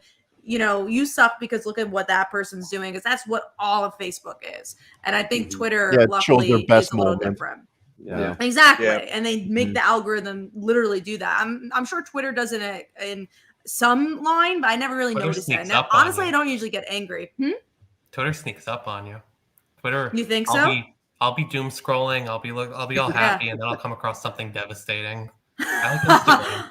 I can look at the dogs. But like you Instagram, said. I think they also, with the algorithm, is kind of weird sometimes. It depends. Yeah, their timeline is all fucked up on Instagram. Yeah, Instagram is a chore. Facebook is kind of doomed. I still like Twitter, like you said. There's still, some genuine interaction, and you see a lot of different stuff, especially for comics. There's a ton of you'll see a ton of retweets and cool projects. Again, information. Even though I talked about being lost in the void of the last month or so of Kickstarter, there was a ton of amazing projects being shared by a bunch of different people, and again, I met a lot of good people on there. So I still think Twitter's the best, but like Kevin said, I think you have to be honest with yourself. If it's not benefiting you, it's not worth the effort. There's other ways to advertise. There's other ways to engage with fans. I've seen people leave. I've seen people try to leave and come back, and it's painful to see them struggle with that. Just crawling if you their way genuinely back. need to leave, leave. People who care about you will find you in other places. Don't hang around for other people's benefit. I know. I have the best time in our Discord channel, John. That's like I love Discord. Oh, I love the old school chat room it days, is and so we fun. created our own chat room where there's just 10 of us who talk, all our bullshit all day. Yeah, I love Discord. it is fucking amazing. Discord is the ultimate. It is. But I also want to mention, because I think for people that are listening, I think this is good information, because when you're running a Kickstarter, you'll see, I only got 2 people from Twitter. Like, oh, should I have a Twitter? Well, A, like, obviously maybe the reference link is different, but B, I was literally just having this conversation with Phil. It's like, sometimes you just got to like have your name or your product be shown so many times. It's kind of like, why does Coca-Cola have an added Times Square? Right. It's not because someone's going to be like, oh, I really need a Coca-Cola right now. Maybe someone would, but it's more like, oh, you're always seeing Coca-Cola. Yeah. It's always in your head. Yeah, you're like, oh, Coca-Cola must be really good because I keep seeing it. I should get around. One. Yeah, I should get a Coca-Cola. So if someone sees your name a lot or someone sees your comic a lot, oh, it must be a good comic. I see that comic around a lot. Right. So I think even if it's not a perfect, oh, I'm going to buy this book now, I think it works. What are you going to say, Phil? I was going to say, you coined the Coca-Cola effect term, and she throws it around very, very, very liberal with that. You should tell them your SpongeBob one. Oh God, that's not a great one. Do we have to buy the box for that one? You do. You have to buy the mystery box. My SpongeBob mentality is, and this is not a good mentality, but I'm like, if you're at a Comic-Con and you notice like to try to get someone's attention, and you're like if you like turn around for a second, they're gone. So it's like if something happens in the Krusty Krab and it's just like, some chaos happens, those fish always leave. They don't care about that Krabby Patty. The first sign of trouble, they're out. And that's the first sign of trouble, they're out. And I feel like that's Comic-Cons in a lot of ways, where you're just like, you turn around for a second and they're just like, oh, let's move on to the next thing. So I just call that the Krusty Krab mentality. You're like, no, you have to grab them right away before they run because they will not stay. They have no attention span. And if it's a really busy con, you can't talk to everybody. So I kind of like have my markers of who I need to try to grab. So like I'll be sitting there and like Buffy has like Tart has a Buffy influence. So I'll see somebody coming up with like a brown coat type cosplay on, and I'm like, I gotta get them. And I can watch them get within 12 feet of my booth, and then for no reason whatsoever realize they need to turn around and go the other way. And it's like so close. Well, probably because you're staring at them like a creeper. Yeah. No, I mean, I sit so they don't know where my hands are. That's a good rule. Man. That's a very good rule. Or hands on the table. But yeah, like you never know what the feng shui of a thing will be. That Philadelphia Comic-Con, I was so happy where we were because there was like this avenue that was coming this way. But what I didn't realize was for some reason, everybody who came down the avenue was going to turn left and go to the booth there. No. And it was a whole weekend of watching everybody make a left turn. And it was no. Kevin, I was at CincyCon that Tony Moore used to put on. Okay. And that was amazing. And they messed up our tables, and we were in the far back. And they were like, "Oh no, we double booked your table. We'll find you a new one." And we're like, "All right." So we're sitting there waiting, and they're like, "We got you." They put us in the front, right by the entrance, and we're like, "Fucking A, gold right there." But little did we know that, like you said, to the left was Bill Willingham, and everybody just made a beeline there, and then Artist Alley, and then you had Rick Remender, and then you had Tony Moore, and then you all the killer roll was all up on that left side. And they're just like, you just gotta grab them. Honestly, at this point, I have no shame. I just say hi to every single person that passes. No shame. I say like hi, how's it going? Literally every single Comic-Con I have, our neighbor says, "I'm so impressed at how many times you can say, do you like comic books? What do they normally say?" Every single one's like, you'd think that sometimes they'd be like no, or like everyone would say yes, and then some people would be like, why would I be here? I'm like, you'd be surprised. There's so many people that would say no, but yeah, you just gotta interact with them. Honestly, you just like no matter what. I don't care if you're looking at Tom King. Look at me. I'm gonna say hi before you go to Tom King. You like comic books, and then we ask what type of comics you like. We got so many sales from it. Yeah. If you haven't ever exhibited, note who sells really well. Kat. So listen to her. Yeah. With a suitcase full of money. Mystery boxes. Say hi to everybody. Don't be like me and go. She's like throwing money at the food trucks. It's like, give me my food. Yeah. Be honest with yourself. You got to have that energy. I don't always have it at the shows. It's not the type of person I am, but it's tough to keep up. You got to channel it. You got to, you got to pace yourself. If you're not that extroverted person and going to be tackling people and hitting them over the head with mystery boxes, then you got to find that way to dig deep. If you can't do, like 3-day conventions, I think that's been a big problem for me. Yeah. That energy takes a lot. So start with 1 days, maybe 1 days, 2 days, small shows. Yeah. Work on that energy level because it's and that comes with a real cost too. I know that if when I've done that, being on and being extroverted for 6-8 hours for 2 days straight, I want to go crawl in a hole somewhere. After right. I got to recharge. You know what sucks is we do that. We do the Comic Cons, then we're like, we got to pack and make an Excel sheet. So we never, take that little hole break. Sometimes we'll be on the train home and we'll just be like, let's not talk for a little bit. I swear to God, if Microsoft ever finds out about this show when you guys are on, Will and I are going to have to be able to go on vacation. Yeah, you guys are going to get us a trip to Hawaii, and I appreciate it. And I'm excited to give you that. Need some extra money. No, but it's so true, Phil. Like sometimes, like we talk to each other a lot, like a lot during the day, and then during cons, we'll be like, "I'm good." Yeah, we're good. Like we're that good of friends. We're just like we're just just gonna go to sleep. I'm just gonna listen to some music. I'm cool. I'm good. I am an extrovert. I love being out with people. Well, before COVID, I don't know what I am now, but before, complete extrovert. But yes, I have enjoyed many a night at a con where I go to a restaurant on my own and grab one of the comic books from one of the creators I met and eat my dinner. Oh, it's so great. I love Yeah. that. It's like my favorite thing. When Charlie Stickney was on here earlier, I met him at San Diego Comic-Con. I had backed the White Ash Kickstarter, and I think he had backed a Tart one, and just real like, and I put up an update. I'm going to be at San Diego, and he said he was going to be there. Oh, the Galarian. Nice. Oh, that's beautiful. And he's like, hey, man, can I stop by? I'm like, I mean, of course, sure, yeah. And he comes up, and he had White Ash. And I was like, this is really cool. And he goes, would you like a copy? And I was like, fucking course. You know, like, yes. And so he gave it to me. And, you know, like, there's also that danger. Someone's giving you a comic. I really try to read it if I can. Not every book is made for every person. Mm-hmm. It doesn't mean the book is good. It doesn't mean the book is bad. I dislike one comic that is on most people's Mount Rushmore, and I love a comic that some people hate. That's fine. So I get to dinner and I'm like, I'm gonna check this out, and I'm reading White Ash. And it's pretty good. This is pretty good.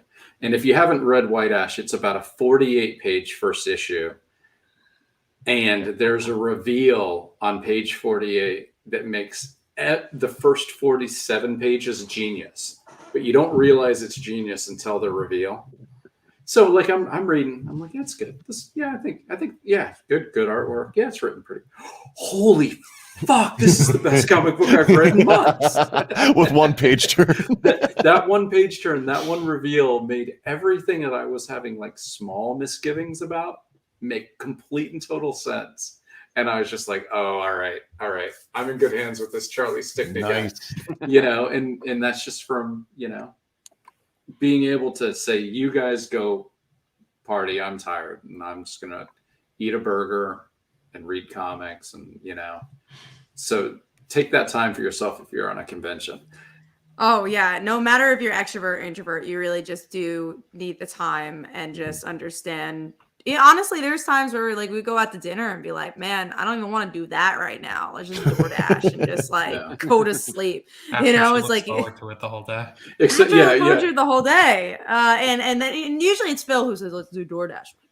We were at dinner after New York Comic Con once, and we looked across the street, and this naked guy was walking around his apartment for like 30 minutes. That was great. Because it was just like this game of, when is this naked guy going to put any clothes on? And I am talking full. He wasn't walking around in his DVDs. He could have had a DVD. Yeah, and so that was a great 30 minutes. You got dinner and a show. I did. I did. So New York. Well, he didn't. That. Not in that moment. But you don't know what happened in minute 40. You don't know. You didn't see the rest.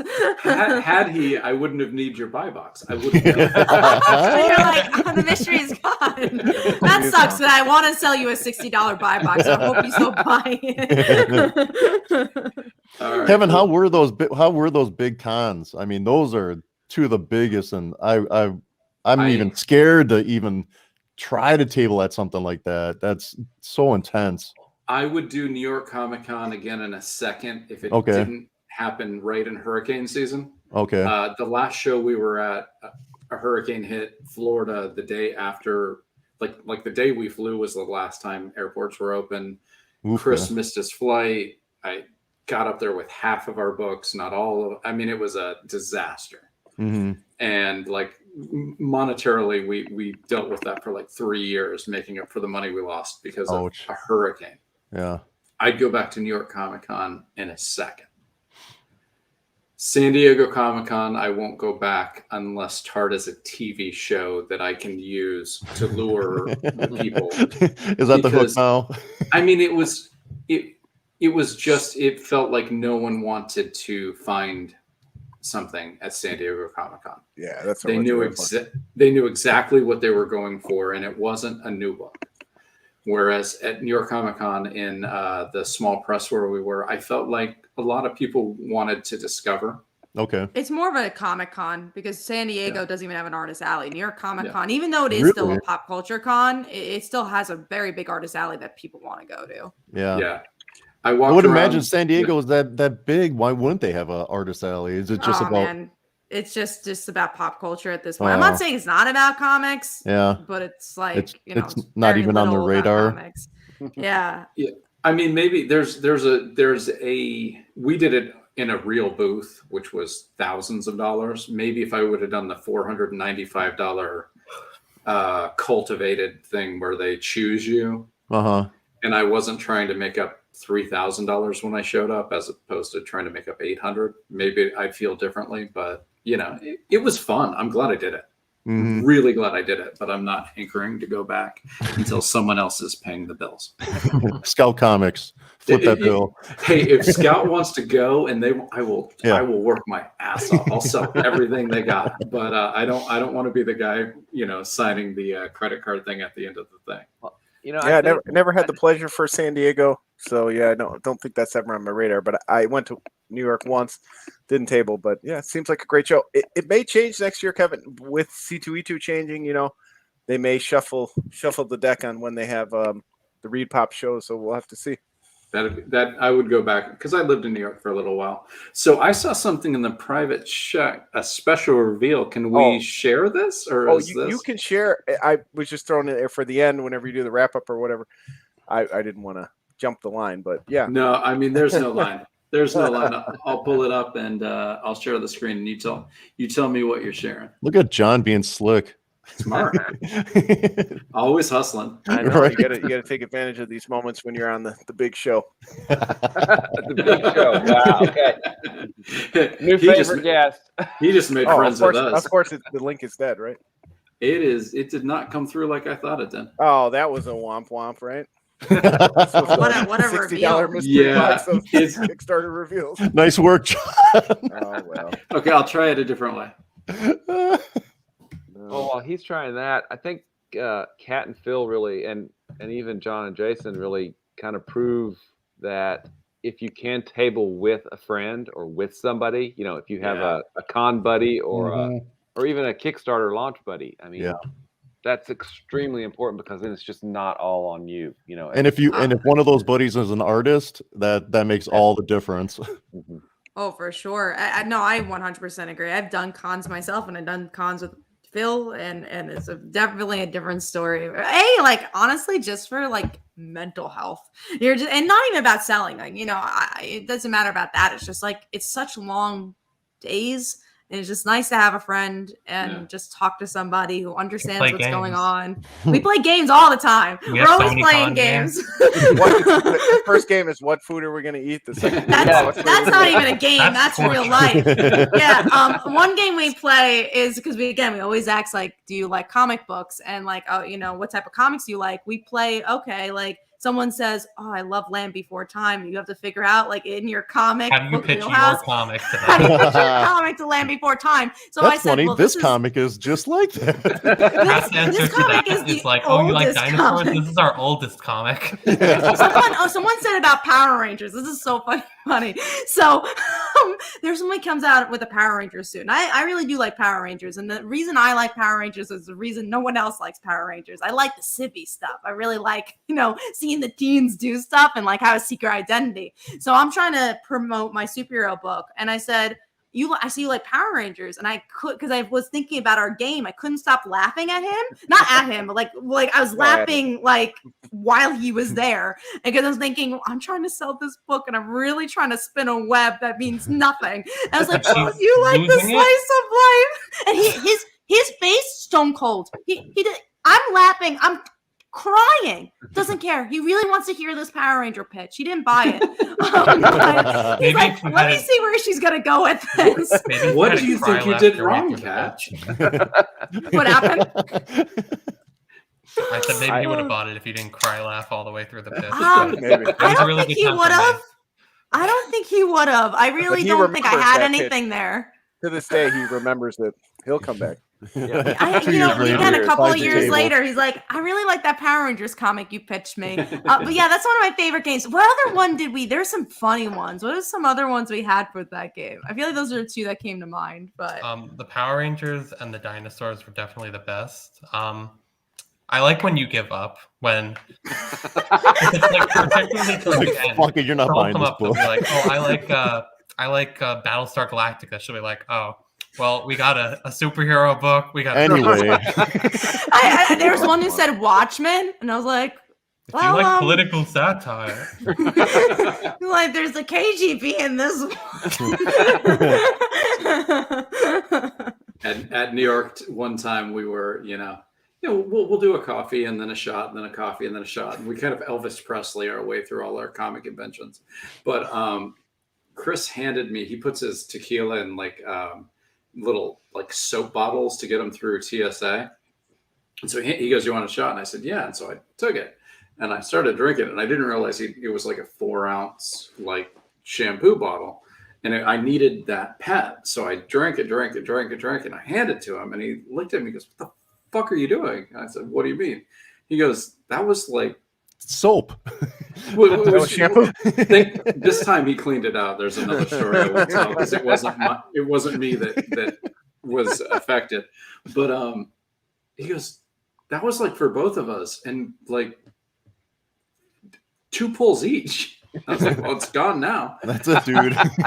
And so like I'm sitting there for like 5 minutes and I see this girl come up and she's like in something like maybe Doctor Who. I'm like, oh, here's our person. And I stood up and I went,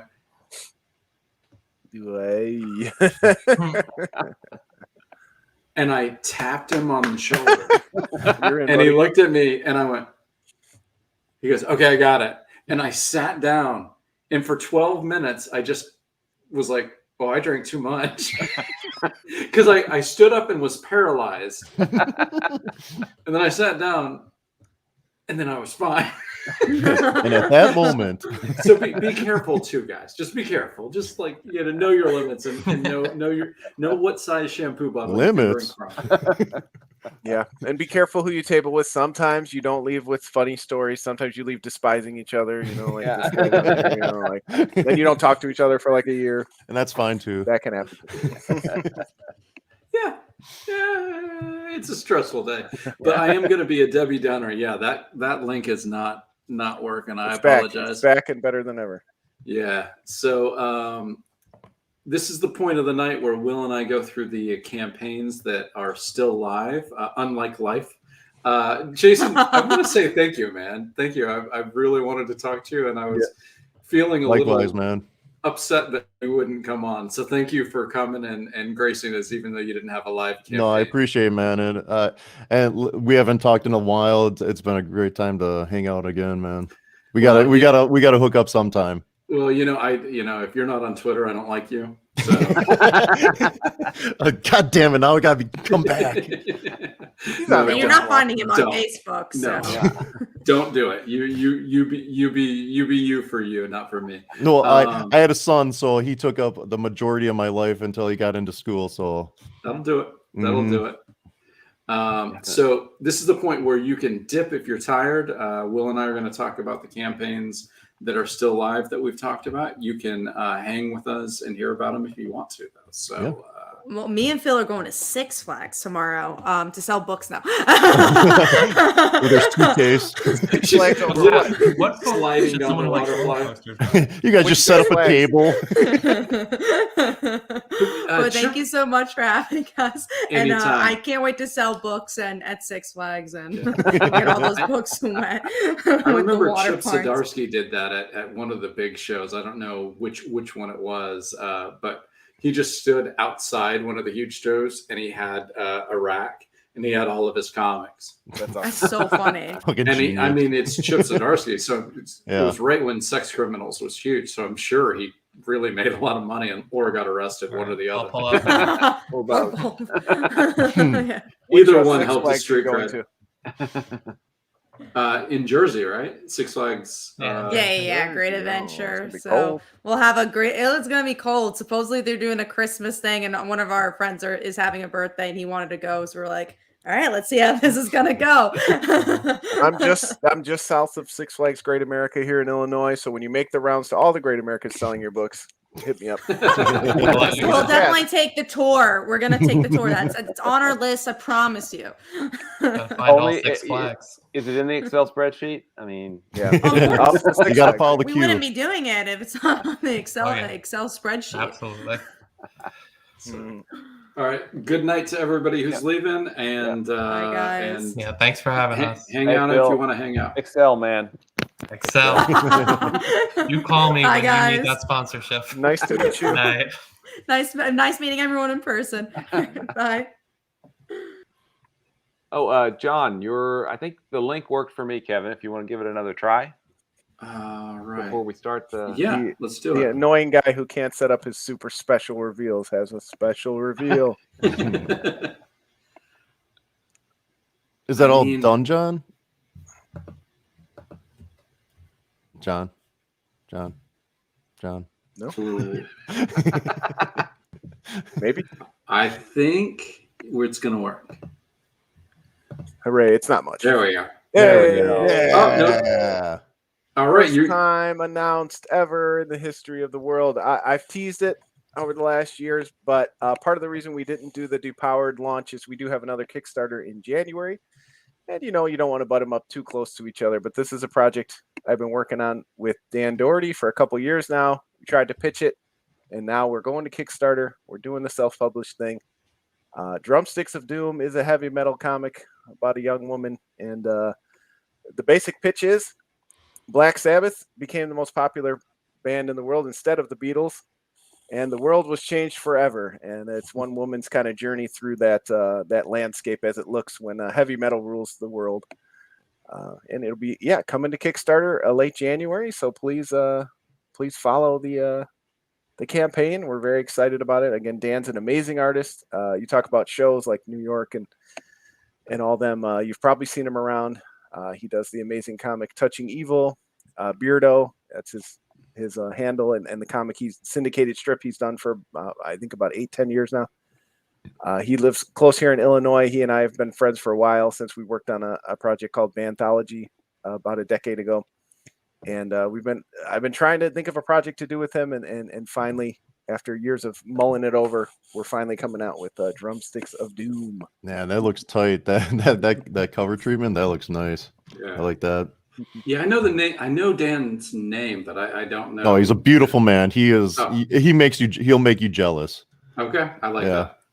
I like looking at somebody and just feeling like I should just die. Well, he's like a lead I singer. only What, work John? with Isn't he like a artists. lead Yes. singer, He artist? sings, he plays guitar, Oh, he writes his own music. Yeah, he's like an alpha artist, male. He's handsome. Those are the people I work with that, again, maybe I need to get the mystery box that she was but he is a true Renaissance man. Yeah. It's only a quick preview, but look up Dan Doherty. Amazing. Weirdo Comics again is his handle on everything. Mhm. Amazing, versatile artist. He's a great writer too. He's one of those many people who does not need a writer, but he was gracious enough to work with me. So I'm grateful for that, and we're going to come out. Those are the best because you send your script to them and they're like, yeah, this is really good, and you get it back and it's like different and better. Yes. And you're like, oh yeah, no, it's great. Yes. I don't even need to be here, but my name's still in the comic. Easy money. Cha-ching. Yes, I for did sure. Morte with David Bishop, and he does Of Stone that he writes and draws. And like I sent the script to him, and it's fully silent the whole way. The script I sent him, and there's one moment that we really wanted to hit a very specific, powerful tone, and I said, "This could happen. This could happen. This could happen." And in my head, there was only one selling point of the book: it was completely silent. And he goes, "I know what needs to happen. He needs to talk here." So, yeah, you're fucking right. Damn it! And then he goes, I wanted my GI Joe 21. Yeah. And then he goes, I know what he Listen, can I didn't say. come here to write dialogue, buddy. Okay? Yeah. He goes, then I know what he can say. So I wrote a comic book and didn't write a single word, including the ones that are on the thing. And then our DC Hopkins, who does all of my lettering, he sent me a note. He's like, hey, I know you got a book coming up. Do you need a letter? And I was like, there's one word in the book. I think we can sit you out on this one. If David can't letter that one word, we're going to have a talk with him. We got a quick comment. I'm on the wrong page to see. Oh, there it is. Okay, cool. You can put that up. Yeah. Oh, there you go. So follow Drumsticks of Dunes. Cool. Good luck. And in January, if you want to come back on and talk about it, bring that handsome devil on, you know? Yeah, I'll do that. Introduce you. Right. Oh, that'd be awesome. Yeah. Legend. Yeah, he's a lovely person. Cool. All right. So we have the first up, Forgotten Hymns. Andrew Guild is the creator. This was Forgotten Hymns 1 through 3. Issue 1 and 2 of Forgotten Hymns were successfully funded through Kickstarter in 2021. It is kind of a Cthulhu / a daughter of a very rich, very powerful man runs the company, and he's been doing some bad things, and she's running around trying to either clean up his mess or cover it up, and we don't know yet. Very complicated plot that makes total sense when you read it. It's really well structured, and lots of noir overtones on it too. Yeah. Cthulhu noir, sort of. And so if either one of those floats your boats, Forgotten Hymns 1 through 3 is well worth checking out. All right. Sacrifice, numbers 1 and 2.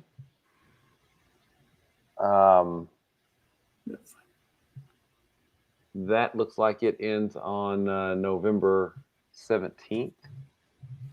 So it's got about 5 days left. And Sacrifice is Hellboy meets the Evil Dead. There's lots of sold. Yeah, it's fun. Human versus demon action.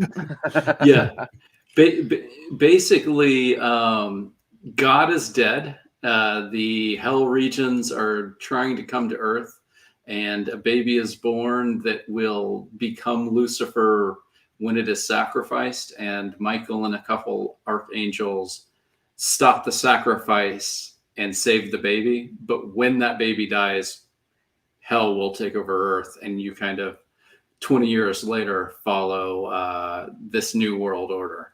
Nice. A lot of fun stuff, good action. Leslie was saying that he comes up with all the demons, and the artist told him to stop sending his thoughts on the demons at night because he couldn't sleep. and they're all really, really interesting. They're all different. Yeah. Hellraiser-esque, like, what are the Hellraiser guys called? Cryptids or Cenobites. Cenobites, thank you. Like, man, how they're all John totally comes in different. hot with that. Sorry, I had to pee. Old man can't go 2 hours. Get a stadium buddy like me.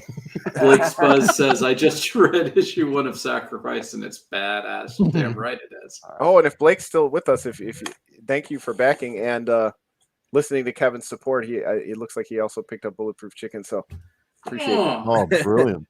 Blake, unless it's another Blake, then screw you, Blake. Let's see. We've got ending on the 18th. We've got Duplicate numbers 1 through 5. Oh, yeah. By Carla Nappi, and I can't remember her artist on that, but yeah, that's a sci-fi mystery about medical technology and a pandemic, written long before our day-to-day lives are now ruled by pandemic. But and it's so prescient. I had to ask her if she wrote it during the lockdown, but no, she'd started it in like 2014. Yeah. She had used the way society treated victims of AIDS to kind of think forward to what would happen if there was another pandemic. And I'm reading it now, and it just echoes of things that are happening, and corporations just out for money, and politicians out to use it for what they need. And I was just like, it's not a feel-good read. I'm going to tell you that, but it's a damn good read. So Duplicate is definitely worth your time and effort. Oh, and I'm going to I finally found the Sacrifice URL, so I'm going to put that up real quick. What's next, Will? Well, I'm very personally vested in this one. This is by our buddy Clay Adams, Nightmare Theater #2, Volume 2. The Revenge of the Horror Comics Anthology. I've got a little 6-page story in there with Mick Byers, which is a lot of fun if you think, horror's fun. But anyway, it was fun. And this ends on December 2nd. And then there's, if I don't put you off, there's lots of really awesome people in there. Charlie Stickney has a book, has a story in it. Mm-hmm. Does John Edenfield, does he have a story? I think he does. Yeah, I think he does. Let me find. It's got an awesome cover by somebody, an artist, Emmanuel Caglietti. They've got a safe version and a not safe for work version of that cover. Yeah, it's got the real kind of the Italian the Italian horror movie poster look. It's really cool. Yeah, it is really cool. A ton of good. I'm sorry, Will, I did not know you were in there. There's so many great creators in there. I know a buddy of mine, Phil Buthorn, is in there, and a lot of great creators. I love really anthologies. Cool. I know they get a bad rap, but I love anthologies. Kickstarter is built for anthology. Yeah, exactly. It's a nice one shot. You get a lot of different stories, a lot of different artists that you can find and follow. I love them. Oh yeah, yeah, and the hype. It's like I didn't know Will was in there, but I see so many other people sharing it. This has been one that's just dominated my feed, and I'm happy to see that cover over and over again. So that's one want to share. Yeah, as Blake says, it's got a really great not safe for work cover too. So definitely check out that page. Yet. Blake's on the pulse of all these books. That's amazing. Yeah. That's what he do. But Blake has taken over where the Woo mates. That's true. He's carrying the torch now. You guys fertilize the land, and he's farming. Yes, that is true. You guys were the OGs backing it. When Kickstarter was like, there was 10 2 projects people on a year on it. Yeah, Steve Bryant. Steve Mannion. That was it. Ryan Brown launched, and then now it's just oh my god, they set a record number of Kickstarters. Dude, for real, I mean, October was huge for Kickstarter. I was like, there's too many projects out here. Yeah. And we're like, there are times where I'm like, like Depowered, when it was on, I was like, fuck, I gotta ask John on, and I looked, and you had it was Sunday, and you had 3 days left. I was like, I miss. Damn it. I'm sorry. Sad face. And I think that's my responsibility, and that's where I said but thank you. So when you came back doing it, I'm like, all right, I'm not letting that happen again. I'm getting them on, or I'm gonna send the invite. It's funny. Some people say no at 11 o'clock on Friday night for I have a job. I want to go to sleep. Or I have children who will definitely not be kind to me tomorrow. Yeah, but when you said you're having this asshole on, I couldn't let him go on. And then he's going to talk shit about me, so I had to come on. I'm not gonna throw him under the bus, but we did have one confirmed creator who emailed me the day before, and he's like, "I'm not going to be on," and I was like, "Well, I totally understand." He goes, "I'm not going to lie, I got a date." I'm like, right on, man. All right. You know what? I can respect that. I do not have a date, so I can be here every Friday. No. Yeah. Not to jump the line on this one too. The next one you're about to bring up. Blister. Blister, I can speak to. Eric J. Cockrell, the awesome author of Essence House. And some other great creations. Blister is his self. It's inspired by his true stories, but it's not. He's not in the story. Right. But an awesome punk rock story, as it says. I am a sucker for music comics. I just revealed a music themed comic. I did a music themed anthology for several years. I love music and comics. It's the one thing that comic is lacking, obviously is sound. And, when you can really bring that out in the book, and you can see, please people look at it, click on the art. Eric's an awesome artist, and he really brings a cool punk rock feel. He talked on a recent podcast about his love for early, 90s punk, grew up in the Green Day era, Dookie and those kind of albums. And I feel like his art kind of captures those,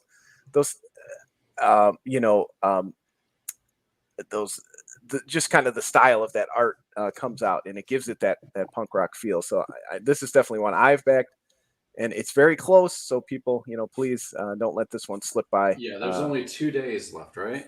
Blister? Yeah, I think so. Yeah. Yeah, 2 or Blister. 3, 2 days left. It is. Oh yeah, it's under $200 left to the goal. So push this baby over. It's going to fund, and you can be the person to do it. So, and it's a really cool, unique, and I'm kind of like, yeah, fuck yeah, he's doing something different. So I'm behind it. Anybody doing something different. I know the price can sometimes be scary. It is a little bit of a pricier book. I'll be honest. I hesitated at first, but it's a long book too. Look at the length. Oh, it's over 100 pages. I know that. Yeah, I'm trying to think, like 180 or something. Yeah.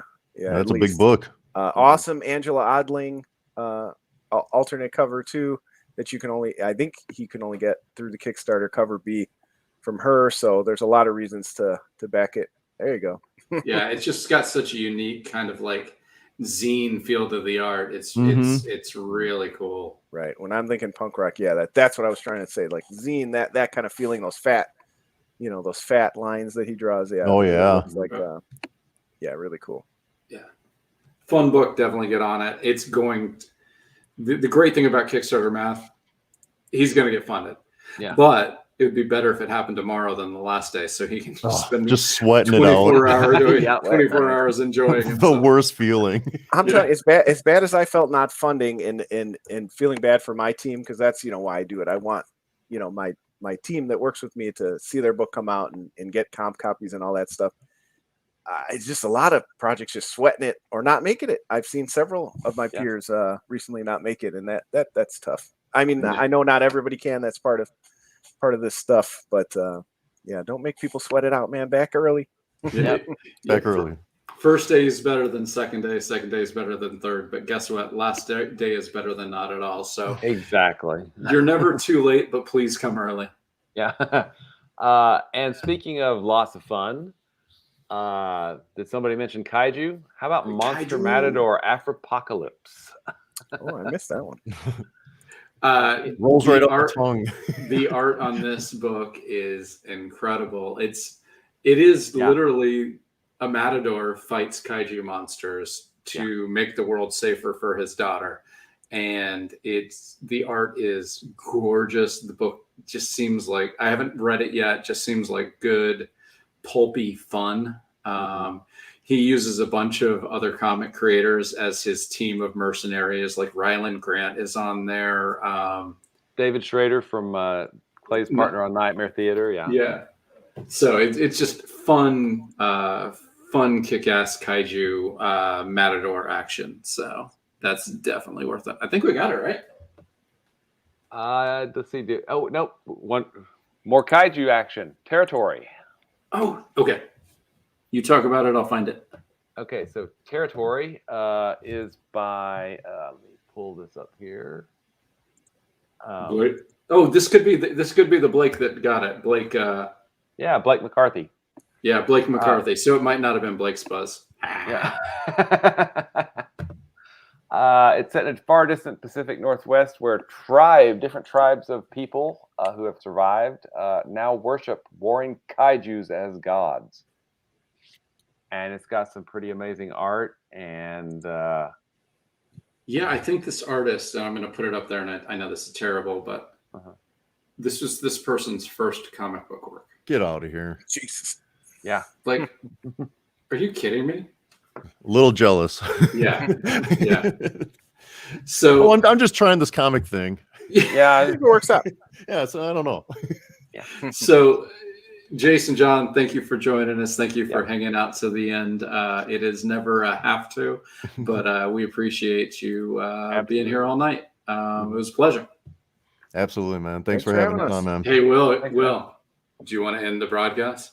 I don't know. Can I push the right button this time? You can do it. All right. I'm going to press the end broadcast button. Here we go. Bye, everyone. Good. Good night.